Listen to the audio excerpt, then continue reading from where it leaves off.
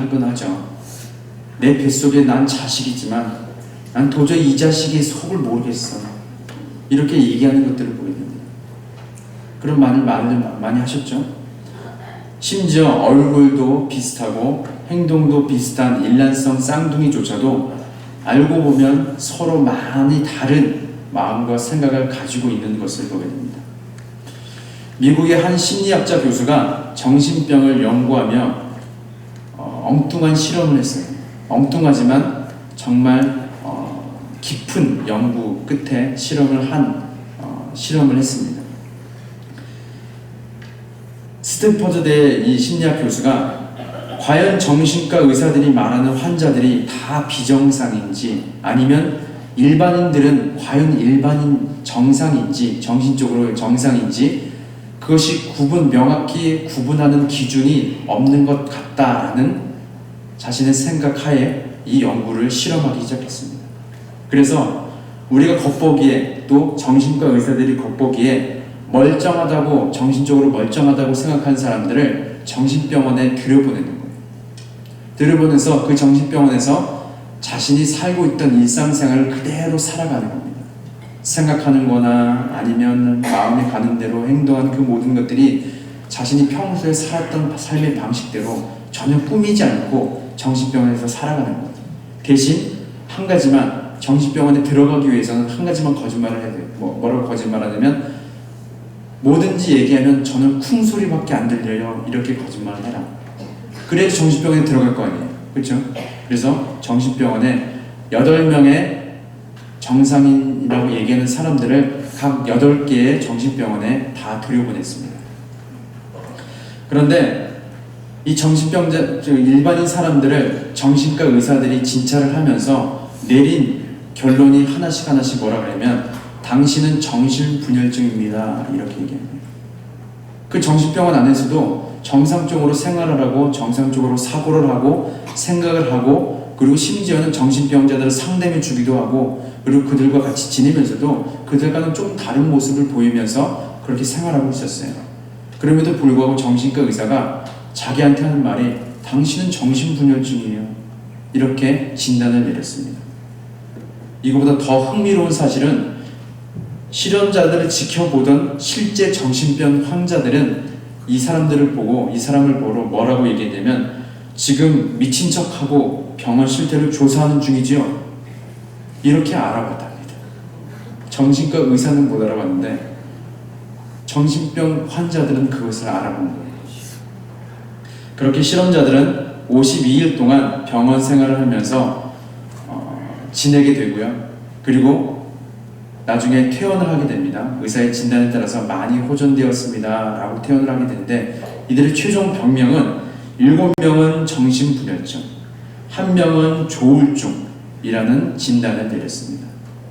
이 교수가 이 실험을 통해서 학계에 이 실험 연구 결과를 내보내는데 정신의학계가 발칵 뒤집은 거예요. 왜냐면 일반인 사람도 정신병인 사람도 구분하지 못했다는 겁니다. 정신과 의사가. 이것에 너무 자존심이 상한 정신과 의학계에서 다시 한번 이 교수에게 도전장을 내밀었어요. 내기를 걸었습니다. 뭐라고 내기를 걸었냐면 앞으로 석 달 동안 가짜 환자들을 우리 병원들에 보내라. 그리고 우리가 그 병원에서 가짜 환자들을 걸러내겠다. 이렇게 도전장을 내밀었습니다. 이 교수는 흔쾌히 허락했어요. 그래서 석 달이 지난 후에 정신의학계에서 우리는 총 41명의 가짜 환자들을 걸러냈다 라고 발표를 했습니다. 근데 웃긴 상황이 발생했어요. 이 교수는 단 한 명도 정신병원에 들여보내지 않았습니다. 무슨 얘기예요? 무슨 얘기죠? 이 사람이 정신병인지 아닌지 정신의학과 교수들도 의사들도 명확하게 구분하지 못하는 겁니다. 바꿔 말하면 저도 마찬가지고 여러분들도 마찬가지고 때로는 정신병에 걸리기도 하고 낫기도 하고 지금도 그런 상태이기도 하고 갑자기 헛웃음이 나오기 시작하시죠? 그렇게 모든 사람들은 마음과 생각이 다 다릅니다. 그리고 우리는 그럴 수밖에 없어요. 왜냐하면 하나님께서 아담을 처음 지으실 때에 그 완벽한 인간의 모습을 우리는 대부분 상실한 채로 이 땅에 태어나기 시작합니다. 지적으로, 또 감정적으로, 정신적으로, 또 옳고 그름에 대한 분별력들을 다 잃어버린 상태로 이 땅에 태어나기 시작합니다. 그래서 우리는요, 불완전한 사람들입니다. 아담이 지었던 그 첫 모습을 잃어버리고 불완전한 사람이고, 우리가 서로 이 세상을 사랑하는데 이 사회는 다 불완전한 사람들이 모여있는 공동체입니다. 그렇다고 옆에 분들을 보시면서 이 불완전한 이렇게 보시면 절대로 안 돼요. 아셨죠? 그런 사람들이 모여있는 공동체입니다. 다 각기 다른 생각과 마음을 가지고 있는 사람들이죠. 이런 세상 속에서 살아갈 때 나를 잘 아는 누군가가 있다는 것은 세상 무엇과도 바꿀 수 없는 힘이 됩니다. 어떤 사람의 책에 이렇게 기록된 것을 우연히 보게 되었습니다. 나를 잘 아는 사람이 내 편이 되어준다는 것은 사람한테, 특별히 나한테 이렇게까지 중요한 문제인지 몰랐다. 굳어있던 입이 풀리는 것을 느낀다. 많이도 필요 없다. 딱 한 사람이라도 내 속을 알아주면 된다. 이것은 내가 살아가는데 꼭 필요한 절대적인 무언가다. 이렇게 글을 썼습니다. 나도 내 자신을 모르고 내 가족도, 내 엄마도, 내 자식도 그 속을 모르는데 누군가가 나를 아는 사람이 내 곁에서 함께 한다면 그것만큼 큰 힘이 되는 건 없는 것 같아요. 그 누군가가 내 가족일 수도 있고 내 친구일 수 있고 내 멘토일 수 있습니다. 하지만 이 세상의 누구보다 나를 가장 잘 아시는 분은 한 분밖에 없습니다. 바로 나를 창조하시고 지금도 함께 하셔서 나를 다스리고 계시는 하나님 내 아버지이십니다. 성경에서 알다라는 단어는 히브리어로 야다라고 합니다. 이 말은 그저 표면적으로 아는 수준에 그치지 않습니다. 내가 그 사람의 이름을 알고 삶을 알고 또 어떤 학교를 다녔고 어떤 직장을 가지고 어떻게 몇 시에 밥 먹고 이걸 표면적으로 아는 것에 그치지 않고 살을 부대끼며 경험적으로 아는 것을 말합니다. 그래서 구약 성경에서는 아담과 하와가 동침하다라는 이 동침하다의 단어를 야다라고 썼습니다. 그런 깊은 관계 가운데 알미 야다, 하나님께서 우리를 아신다라는 단어라는 것입니다. 그래서 시편 139편에서 다윗은 하나님께서 우리를 어떻게 아시냐면 그냥 아는 것이 아니라 살펴 아시고 밝히 아시고 익히 아신다라고 말합니다. 오늘 본문은 139편은 다윗이 운율에 따라서 24절까지 노래한 시입니다. 시편은요, 운율에 따라서 지어진 시가 많이 있어요. 특별히 139편은 6절씩 끊어진 운율이 있습니다. 6절씩 끊어보면 이런 시를 썼구나, 이런 시로 노래했구나 라는 것을 알 수 있습니다. 그런데 시편 139편의 결론은 1절에서 6절까지가 아니고 19절에서 24절에 있습니다. 우리 같이 한번 읽어볼까요? 시편 139편 19절에서 24절입니다. 하나님이여, 주께서 반드시 악인을 죽이시리이다. 피 흘리기를 즐기는 자들아, 나를 떠날지어다. 그들이 주를 대하여 악하게 말하며 주의 원수들이 주의 이름으로 헛되이 맹세하나이다. 여호와여, 내가 주를 미워하는 자들을 미워하지 아니하며 주를 치러 일어나는 자들을 미워하지 아니하나이까. 내가 그들을 심히 미워하니 그들은 나의 원수들이니이다. 하나님이여, 나를 살피사 내 마음을 아시며 나를 시험하사 내 뜻을 아옵소서. 함께 읽겠습니다. 내게 무슨 악한 행위가 있나 보시고 나를 영원한 길로 인도하소서. 아멘. 그런데 이 139편의 시의 내용을 가만히 살펴보면요, 19절에서 24절까지의 이 내용이 맞지 않는 것 같습니다. 한번 가만 살펴보세요.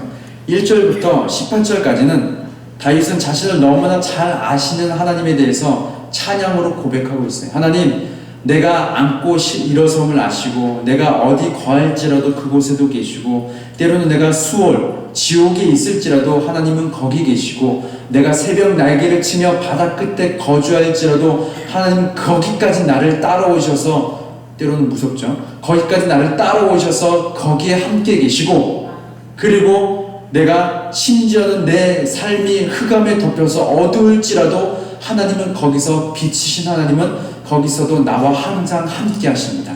나를 만드셨고 내가 어머니 뱃속에서부터 나를 조성하기 전부터 나를 계획하셨고 나의 지으심을 아시고 내가 어떻게 태어난 것을 아시고 내 손이 어떻게 생겨났고 내 발가락이 어떻게 생겨났고 내 머리털이 얼만큼 있는지 하나님은 다 아시는 하나님, 내가 그런 하나님을 찬양합니다 라고 1절부터 18절까지 쭉 얘기하고 있어요. 그런데 갑자기 뜬금없이 19절에서 24절에 뭐라고 얘기하냐면 하나님, 그런데 나를 괴롭히는 악인이 있어요. 이 악인을 하나님 심판해 주세요 라고 얘기합니다. 우리가 가만히 나를 너무나 잘하시는 하나님, 그래 하나님 정말 나를 잘하시는 하나님이셔, 역시 내 아버지, 이걸로 끝나면 참 좋잖아요. 그렇죠? 그런데 19절에서 24절의 말씀은 갑자기 나를 괴롭히는 악인에 대해서 하나님 앞에 간구로 기도하는 내용이 들어가 있단 말이에요. 그래서 우리 대부분 139편 읽어보셨잖아요. 그렇죠? 안 읽어봤어도 읽어보셨다고 해주세요. 네, 읽어보셨잖아요. 근데 19절부터 24절까지 다 읽고 그냥 대충 넘기시는 분들이 많아요. 18절까지는 내 말씀 같은데 19절부터 24절까지는 내 말씀이 아닌 것처럼 느낄 때가 많이 있죠. 그렇죠? 그런데 다윗은 1절부터 24절까지 하나님의 이름을 찬양하고 나를 아시는 하나님을 찬양하고 그 아시는 하나님 앞에 나아가서 자신의 간구를 드리는 이 내용이 결론이라는 것입니다. 자, 한번 살펴보도록 하겠습니다. 하나님께서 나를 잘 아신다는 사실을 내가 아는 것과 모르는 것은 큰 차이가 있습니다. 하나님께서 나를 잘 아시죠? 한 분만 아시는 것 같아요. 하나님께서 나를 잘 아시죠? 그걸 여러분들이 아세요? 모르세요? 알죠? 그것을 아는 사람과 모르는 사람의 삶은 큰 차이가 있어요. 왜냐하면 하나님을 사람이 믿든 믿지 않던 하나님께서 창조하신 모든 사람에 대해서 하나님은 모든 걸 다 아십니다. 지금 이 교회에 나와서 예배를 드리고 있는 사람들, 저 여러분들 뿐만 아니라 하나님을 믿지 않는 저 사람들조차도 하나님은 속속들이 다 아세요. 내가 하나님을 믿던 믿지 않던 그건 변함이 없습니다. 그런데 내가 살아계신 하나님을 믿어서 하나님께서 나를 너무나 잘 아신다는 사실을 내가 알고 그것을 인정하는 사람과 그것을 모르는 사람은 이 세상 살아가는데 엄청난 큰 차이가 있다는 것입니다. 그것을 오늘 다윗이 시편 139편에 말해주고 있는 거예요. 오늘 본문에서 다윗은 그것을 자신의 고백을 통해서 말해주고 있는데, 그리고 이 고백은 다윗의 고백뿐만 아니라 나의 고백이 되어야 한다는 것입니다. 우리 각자의 삶 속에서 어떤 어려움이나 문제가 닥쳐왔습니다. 아니, 굳이 이 문제와 어려움이 닥쳐오지 않더라도 우리가 일상생활을 살아가는 삶에서 나는 내 생각과 마음과 경험과 살아왔던 방식과 세상 사람들이 말하는 방식과 세상의 기준과 경험을 토대로 살아가고 있는지, 쉽게 말씀드리면 내 마음대로 살아가고 있는지, 갑자기 소리가 바뀌었어요. 내 마음대로 살아가고 있는지, 아니면 내 모든 삶에서 일상생활을 하고 또 때로는 삶을 살아가다가 어려움이나 문제가 닥쳐오고 다윗처럼 나를 괴롭히는 악인이 내 삶에 있을 때에 내 마음대로가 아닌 하나님의 방법대로 나는 살아가고 있는지, 그것을 어떻게 기준 삼아서 알 수 있냐면 내가 나를 잘 아시는 하나님을 내가 아느냐 모르느냐에 따라 달려있다는 것입니다. 소리야 하고 쳐다보시는 것 같은데 더 쉽게 설명을 드릴게요. 우리가 삶을 살아갈 때 어떤 결정을 하고 어떤 문제를 헤쳐나갈 때 우리 각자 해결하는 방법들이 다 있죠. 내 방법들이 다 있고 세상의 방법들이 있습니다. 우리는 크리스찬임에도 불구하고 하나님의 자녀로 부르셨음에도 불구하고 여전히 우리의 삶 가운데서는 때로는 내 마음대로 해결하고 내 방법대로 해결하는 모습들이 있어요. 그런데 하나님의 방법대로 하나님의 마음대로 해결하는 사람들은 어떤 사람이냐면 하나님께서 나를 잘 아시는 하나님이시라는 것을 믿는 사람이 그렇게 행동한다는 것입니다. 이제 무슨 얘기인지 아셨죠? 이게 엄청난 큰 차이가 있는 거예요.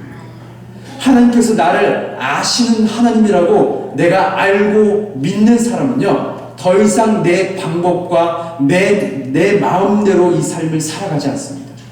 왜냐하면 나를 세세하게 아시는 하나님, 내가 어떠한 삶을 살아갈 것이고 내가 어떠한 삶을 살아왔고 어머니의 뱃속에서부터 나를 조성하시고 계획하시고 만드신 내 머리털까지도 세신 바 되시는 그 하나님께서 내가 이 세상 살아갈 때에 내 마음대로 살아가는 게 가장 지혜로울까요? 아니면 나보다도 더 잘 아시는 하나님의 지혜대로 살아가는 게 가장 지혜로울까요? 1번이에요? 2번이에요? 그냥 잘 이해 못해도 2번이라고 하세요. 2번이죠. 그렇다는 얘기는 나를 잘 아시는 하나님을 내가 인정하고 아는 사람이라면 내 마음대로 내 방법대로 살아갈 수가 없다는 겁니다. 우리 모든 일상생활은 하나님의 방법대로 살아가기 시작한다는 것이죠. 그래서 다윗이요 1절부터 18절까지 얘기하는 게 뭐냐면 하나님이 나를 너무나 잘 아십니다. 나를 너무나 잘 아시는 하나님, 이 세상 그 무엇보다, 이 세상 그 누구보다 나를 가장 잘 아시는 하나님, 때로는 나 자신도 내가 어떻게 말하고 어떻게 행동하는지 나도 몰라요. 하지만 나보다도 더 날 잘 아시는 하나님, 그런 하나님을 찬양합니다. 그리고 나서 19절부터 24절까지의 고백이 뭐냐면 나에게 어려움이 있고 나에게 악인이 찾아오고 나에게 문제가 있어요. 하지만 나는 이 문제와 어려움 속에서 내 방법과 내 마음과 이 세상이 추구하는 기준과 가치관에 따라서 그것을 해결하고 싶지 않습니다. 하나님 마음대로 해결해 주십시오. 이것이 다윗의 고백입니다. 그래서 시편 139편에 그래서 결론이 19절에서 24절까지 결론이 그렇게 나옵니다. 나를 잘 아시는 하나님을 붙드는 다윗이기에 악인에게 고통을 당하고 악인에게 멸뺨을 맞았으면 나도 그냥 세상의 방법들은 내 그냥 성질대로 오른밤을 후려치는데 왜 손바닥으로 치는 게 아니고 나는 그냥 무릎으로 치거나 팔꿈치로 치거나 너는 더 맞아야 돼 감히 나한테 이렇게 하는 것이 아니라 하나님 저는 저 인간이 너무나 미워요.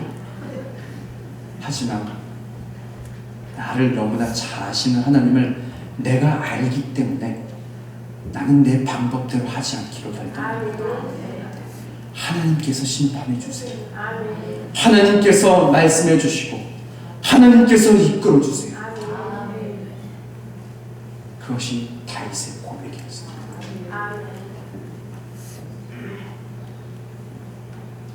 우리도 마찬가지입니다.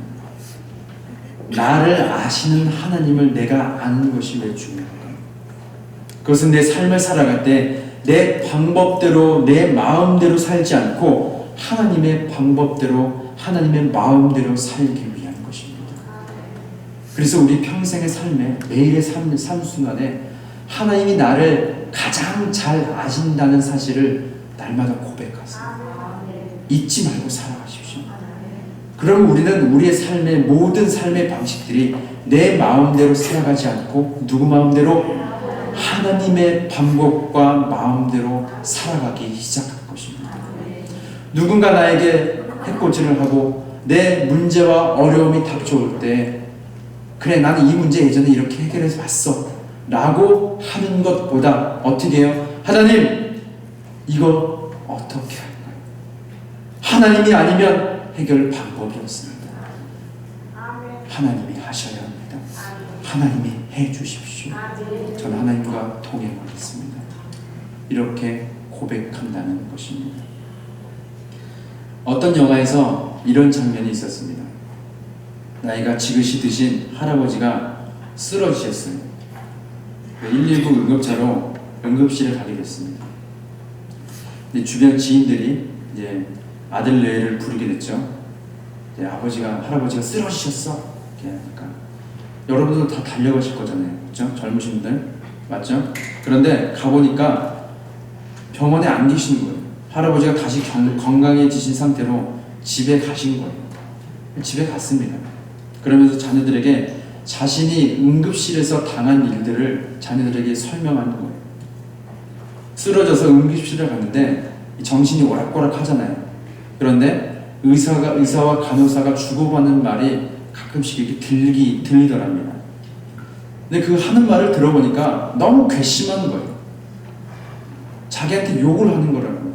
너무 괘씸한 거예요. 그래서 너무 자기가 화가 나서 난 살아야 되겠어 이러고 살아났답니다. 그래서 집에 오신 거예요. 근데 그 얘기를 아들 내외한테 하는데 이 아들이 듣다가 너무 황당한 나머지 입을 이렇게 벌리고 이렇게 있는 거예요. 이 할아버지한테 의사가 욕을 했다고 들었는데 여러분 CPR이라고 아시죠? CPR 그 심폐소생술이거든요. CPR 이렇게 숨이 멎을 것 같은 사람에게 멎은 사람에게 이렇게 인공호흡하고 의사가 간호사한테 CPR 이런 거예요. 그러니까 할아버지가 자기한테 욕하는 줄 알고 18 이렇게 얘기하는 줄 알고 너무 화가 나가지고 자기는 살아야 되겠어 이렇게 하고 살아났다. 이해가 안 되신 분들 집에 가서 웃으세요. 아셨죠? 그러신 분들 많이 계세요. 이해가 안 돼서 저게 뭔 소리야 하다가 집에 가니까 하하 이렇게 웃으시는 분들.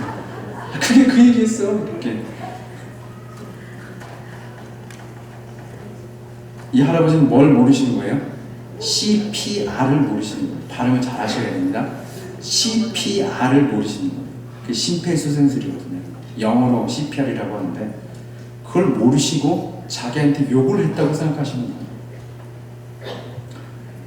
우리가 하나님을 모르면 이런 오해가 생겨나기 시작합니다. 나를 아시는 하나님을 내가 모르고 살다 보면 오해가 생겨서 어떻게 살아가요?